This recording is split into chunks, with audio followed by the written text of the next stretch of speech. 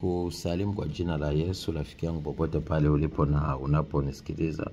Leo tuna topic inasema kiwango chako cha kiroho au cha utambuzi wa kiroho, jua kimekuwa kikubwa au kikali sana ukiweza kuona ishara hizi 7. Unapoona ishara hizi 7 basi jua kiwango chako cha kiroho kimepanda. Unapoona ishara hizi jua nguvu yako ya kiroho imepanda. Kuna mamilioni ya watu hawajui wakati wa kujiliwa kwao na utukufu wa Mungu kuonekana kwenye maisha yao. Ni mpaka waone baadhi ya ishara ambazo zinaonesha, lakini zile ishara unapokuwa hauzijui ina maana hautopata kile kitu. Kumbuka vitu vya kimungu, kadri unapopata maarifa ndivyo kadri ya kile kitu kinakuwa cha kwako. Kila ambacho hukijui si cha kwako. Soma kile kitabu cha Hosea 4:6, maandiko yanasema watu wanaangamizwa kwa kukosa maarifa. Sasa ukisoma kitabu hiki cha Matendo 27:10, maandiko yanasema akawaambia, wanaume, naona kwamba safari hii itakuwa na madhara na hasara nyingi, si ya shehena na merikebu tu, ila na ya maisha yetu pia. Unaona? Kwa hiyo tunaona Paulo aliweza kutambua kwa sababu kiwango chake cha kiroho kilikuwa kikubwa kuliko wale aliokuwa nao. Sasa ukiwa na ukubwa wa kiroho ndani yako, ina maana utaweza kutambua yale ambayo yamejificha bado. Sasa utagunduaje? Kwa kuzingatia kuona haya kwenye maisha yako. Cha kwanza, hisia kubwa kwamba kitu fulani kibaya kitatokea, unakuwa na hiyo hisia. Ukisoma Yohana 13:21 tunamwona Bwana Yesu anajua atakayemsaliti kwa sababu hisia ilikuwa imeshamwambia ya mtu yule ambaye ni Yuda Iskarioti. Na Matendo tunaona 27:10 Paulo mwenyewe alikuwa ameshajua kitu kitakachotokea. Hisia mbaya zilikuwa zimeshakuja na hayo ndo kweli alikuja kutokea. Lakini kitu cha pili, yale uliyoyafanya mchana, Roho Mtakatifu anakuonesha usiku wapi ulikosea.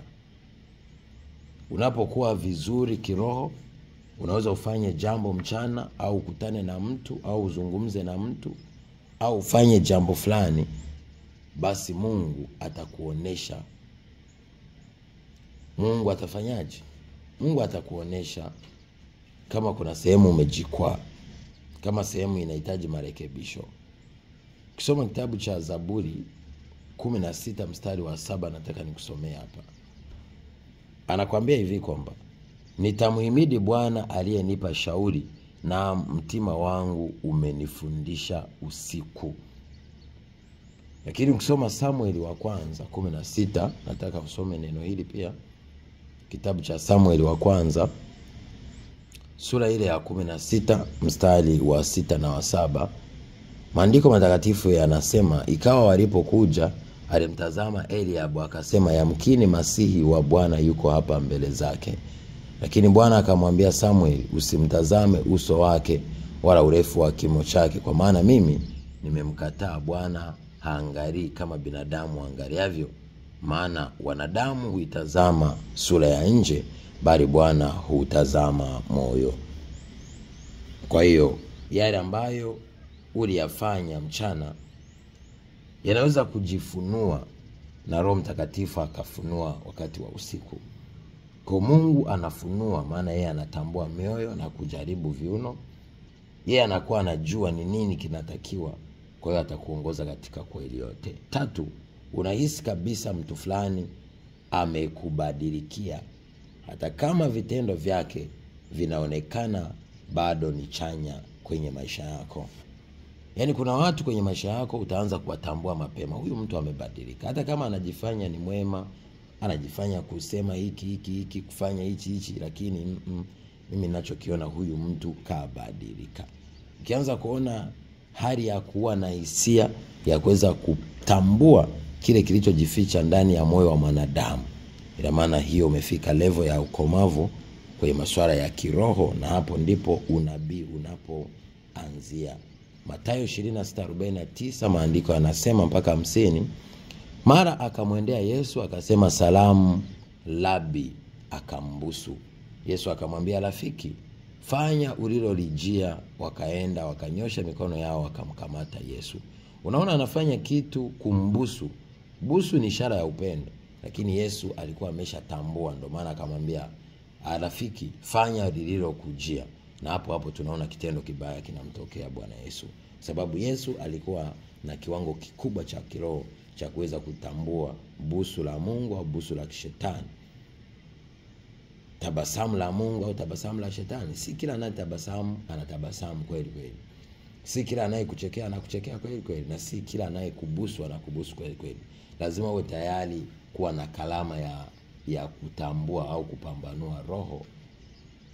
Kisoma kitabu cha Wakorinto wa kwanza sura ya 12 mstari wa 8 na wa 9, tunaona ni kalama ya Roho Mtakatifu, kalama ya kupambanua roho, kujua hii ni roho wa Mungu au roho wa shetani. Kicheko hiki ni cha Mungu, cha shetani. Busu hili ni la Mungu, la shetani. Huyu mtu kweli ni wa Mungu hata kama anajifanya kuja kwangu kwa lugha nzuri na utakatifu, je kweli? Au ni kondoo au ni chui na mbwa mwitu ndani ya kondoo? Lakini kitu cha 4 utakachoweza kuona, unaweza kutambua roho chafu au mazingira machafu yasiyompendeza Mungu. Soma Mathayo sura ya 16, Matendo ya Mitume sura ya 16 mstari wa 18. Nasoma kwa jina la Yesu. Maandiko yanasema, akafanya hayo siku nyingi, lakini Paulo akasikitika, akageuka, akamwambia yule pepo na kuamuru kwa jina la Yesu Kristo, mtoke huyu. Akamtoka saa ile ile. Huyu ni mama ambaye alikuwa ni mchawi, aliyekuwa anajifanya kuwatangaza wakina Paulo kwamba wana uwezo wa Mungu, ni watu wema, kumbe ni roho ya utambuzi iko ndani yake. Sasa baadaye, ni siku nyingi zikapita, lakini baadaye roho fulani chafu ikawa imetambulikana ndani ya Paulo, akaikemea na ikamtoka. Hata kama ilikuwa inajifanya kusema mema na kusema yale yaliyo ya kweli. Kwa hiyo muda mwingine shetani anaweza kutolea unabii wa kweli. Kwa hiyo usipokuwa makini, unaanza kutabiriwa na shetani na unasikiliza sauti ya shetani, na hao ndo watu wanaoenda kwa waganga. 5, ni rahisi kutofautisha wanafiki na watu wa kweli. Ni rahisi, ukishakuwa kiroho, ni rahisi kumjua huyu mtu ni mnafiki. Anapoongea mbele yako au anapojichekesha au anapokukaribia, unajua huyu ni mnafiki, huyu ni wa kweli. Luka 20:21 hadi 23, 21 na 23 nataka nikusomee. Wakamuuliza wakisema, mwalimu, wajua ya kwamba wasema na kufundisha yaliyo ya haki, wala hujali cheo cha mtu, bali unafundisha njia ya Mungu kwa kweli. Wakamuuliza 22 anasema, je, ni halali tumpe Kaisari kodi au sivyo? 23 tunaona Yesu anatambua unafiki wao. Yesu akasema, lakini yeye alitambua hila yao, akawaambia. Unaona, alitambua hila yao, akawaambia. Kwa hiyo akawalenga kule kule ili wasiweze kumnasa katika hila zao. Kwa hiyo ni rahisi sana kutambua mtu wa hila na mnafiki unapokuwa umekuwa kiroho na neno limekaa ndani yako, kwa sababu unaongozwa na roho wa Mungu, sio roho wa shetani. 6, ni rahisi kupata mafunuo unapokaribia kufanya maamuzi magumu au makubwa au mabaya kwenye maisha yako. Tusome Mathayo sura ya 2 mstari wa 12. Ni rahisi sana kutambua unapotaka kufanya maamuzi. Mungu anaweza kukupa mafunuo. Huenda ulitaka kufanya maamuzi mabaya, roho wa Mungu anakupa ufunuo wa kutoka kwenye hayo maamuzi mabaya. Au unataka kufanya maamuzi magumu au makubwa, roho wa Mungu anaweza kukupa ufunuo kupitia neno, kupitia sauti, kupitia ndoto, kupitia maono, au kupitia mtu aje, ila maana ukute unaondoka kwenye njia isiyompendeza Mungu. Mathayo 2:12 maandiko hii yanasema, nao wakisha kuonywa na Mungu katika ndoto, wasimrudie Herode, wakaenda zao kwao kwa njia nyingine. Kwa hiyo ukitaka kufanya maamuzi mabaya kama hawa, na maana walikuwa wamempelekea Yesu uvumba manemane tu na dhahabu, au walikuwa mamajusi waliotoka mashariki, Sasa Herode alikuwa amewatuma, akawaambia wakifika kule wakimaliza kumsujudia warudi kwa Herode wampelekee taarifa ili na yeye aende kumsujudia. Lakini Herode hakuwa na nia ya kweli kwenda kumsujudia, bali alikuwa anataka aende kumwangamiza. Sasa Mungu akawaonya watu hawa, akawapa mafunuo ya kutomrudia Herode ili mtoto wa Mungu Yesu Kristo asija akauawa. Ndio maana tunaona baadaye Yusufa anaonywa kupitia ndoto ili ampeleke mtoto Misri, na akampeleka Misri mpaka wale waliotaka kumuua Herode alipokufa ndipo akarudi Galilaya. Lakini 7 na mwisho tunaona siku zote una roho ndani ya kutambua au kukuzuia ukitaka kufanya maamuzi mabaya. Ndani yako inakuwemo roho ya kukuzuia au kukuongoza unapotaka kufanya maamuzi mabaya kwenye maisha yako. Hii ni roho ambayo ni roho wa Mungu anayetuonya, anayetupa hatia. Na wengi hili jambo huwa linawatokea. Unaweza kutaka kufanya jambo labda kuzini, unasikia hatia ndani yako. Unaweza kutaka kufanya jambo, unasikia hatia ndani yako. Ina maana huyo ni roho wa Mungu, kwa sababu lile jambo huenda limebustiwa na shetani la kukutoa kwenye uwepo wa Mungu au kupoteza nguvu ya Mungu. Isaya 30:21 maandiko yanasema, na masikio yako yatasikia neno nyuma yako likisema, njia ni hii, ifuateni, mgeukapo kwenda mkono wa kulia au mkono wa kushoto. Kwa hiyo hii inakuwa ni sauti ya Roho Mtakatifu, ambayo ni sauti iko nyuma yako. Tunaona iko nyuma yako, ina maana iko ndani, ambapo muda mwingine hata kuisikiliza unahitaji umakini. Sasa ile sauti wengi wanaipuuza, ndio maana tunaweza tukute tunapata majaribu, vikwazo au tunapata hasara. Si kwa sababu Mungu alipanga tupate hasara, lakini kuna sauti ilisema na sisi, lakini ile sauti tukaipuuza, ile sauti tukaidharau, ile sauti hatukuipa kipaumbele, ile sauti hatukuiamini na kuikubali na kuitumikia. Mwisho wa mwisho tukaja kupata majaribu au changamoto. Ningependa uzidi kufuatilia haya mafundisho ninayofundisha, kwa sababu mamilioni ya watu wamemwona Mungu kupitia haya mafundisho. Nakumbuka ni mafundisho ya Mungu mwenyewe aliyemtuma mwanae wa pekee Yesu Kristo atukomboe. Kwa hiyo mimi nipo kama wakala tu wa ufalme wa mbinguni. Mimi ni chombo tu. Mimi ni punda wake Yesu Kristo. Kwa hiyo basi nataka tufanye jambo hili moja la imani.